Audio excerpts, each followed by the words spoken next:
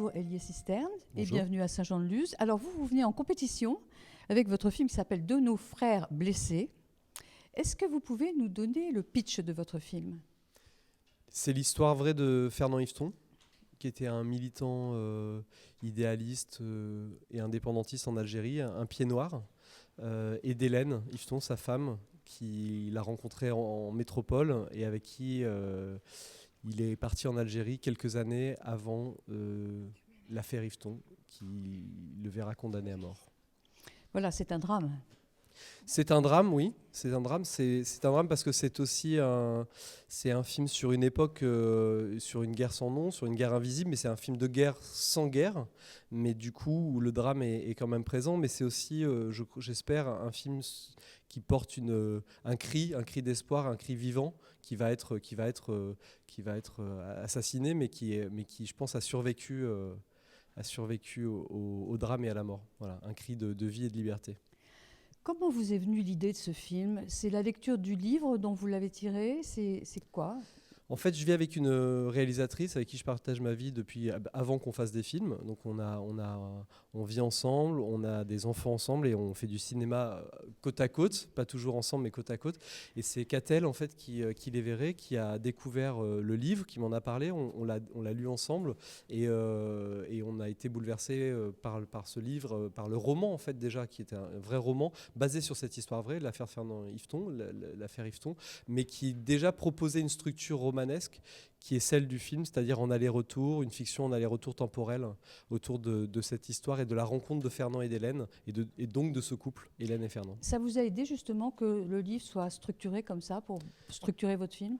En fait, le livre, ça a été vraiment une rencontre assez totale parce que ça a été à la fois la rencontre avec un auteur particulier qui porte un point de vue particulier sur cette affaire et qui effectivement avait construit une fiction autour de l'histoire vraie dont on s'est largement inspiré, c'est-à-dire on s'est inspiré directement de la structure du livre qui nous avait séduit à l'époque, quoi.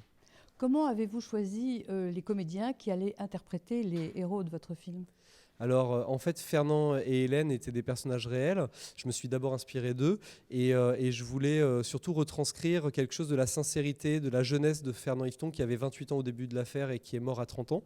Et donc, j'ai pensé très vite à Vincent Lacoste, qui est pour moi un acteur exceptionnel dans sa sincérité, dans sa façon d'être, dans sa manière d'aborder les rôles et son humilité aussi. Et Vicky Krieps, c'est une actrice que j'avais à peine repérée, mais que ma directrice de casting m'a suggéré. Et quand j'ai découvert le film de Paul Thomas Anderson, Phantom Thread, qu'elle venait juste de faire à l'époque, j'ai été complètement bouleversé et séduit par elle. Et donc je lui ai proposé de jouer le rôle d'Hélène. Et le couple marche formidablement. Alors c'était le pari du film, parce que le pari c'était que c'est l'histoire d'un jeune homme, même s'il a 28-30 ans, donc à l'époque c'est pas non plus un gamin, mais c'est un jeune homme sans enfant, pas marié, qui rencontre une femme qui a déjà un enfant de 12 ans à l'époque, qui elle déjà a une vie derrière elle, une vie de famille derrière elle, puisqu'elle a quitté son mari. Et c'est lui qui rencontre une femme un peu plus vieille, plus expérimentée que lui, on va dire, en tout cas dans son expérience de la vie. Et il y avait cette idée qu'ils sont assez différents l'un de l'autre. Elle vient d'une famille polonaise, lui il vient d'une famille de pieds noirs. Et il fallait faire marcher ce couple. Avec toutes ces différences. Et en fait, c'était voilà, moi je trouve que ça a fonctionné. Je suis très heureux de cette rencontre entre deux personnes lointaines et proches que sont Vincent Lacoste et Vicky Krieps dans le film. Une petite anecdote de tournage. Heureuse ou moins heureuse, comme vous voulez. Une anecdote de tournage, non. L'anecdote de tournage, c'est l'Algérie. L'anecdote, c'est l'Algérie en général, d'être parti là-bas, d'avoir tourné à Alger, d'avoir tourné avec ses équipes formidables et débrouillardes, on va dire, d'Alger qui manquent de formation, mais qui ont énormément d'énergie à revendre, on va dire.